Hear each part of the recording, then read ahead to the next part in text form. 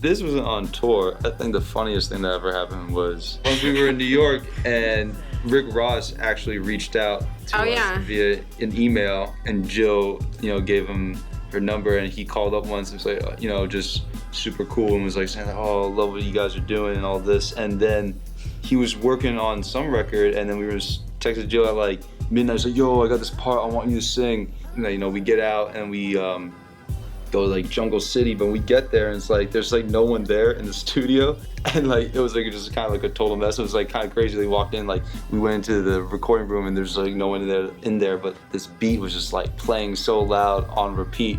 I guess they must have just left.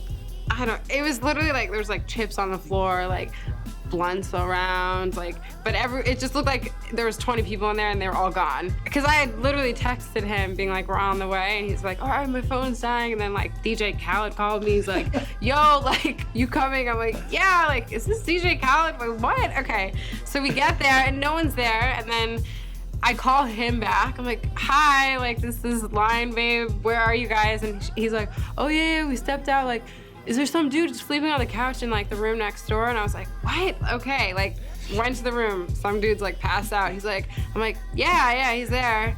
Okay, wake him up. I'm like, oh my God, like I don't want to wake this guy up. What's his name? And then he's like, just tap him. He's the engineer. And then I'm like, oh my God. So I go and I'm like, excuse me. Like, that guy was out. He was out. He woke up and he was like, yeah. And I'm like, I'm here to like, I don't know what I'm here to do. I'm here to just be here. And then he kind of like literally like rolled over again. And then we just like went back in and listened to the song and we're like, this is really cool, but we're not about to just leave him a vocal. Like, that's not how we roll. Yeah, we didn't really know what we were doing, so we were just head out. But what the song actually was is the Sanctify, which was like my favorite off that record, so kind of would have been I know, it's kind of a shame, but I think they went to the club or something. Yeah, I think they went to the club. The part that like Bette Midler sang in the end, I mean, that record's so dope.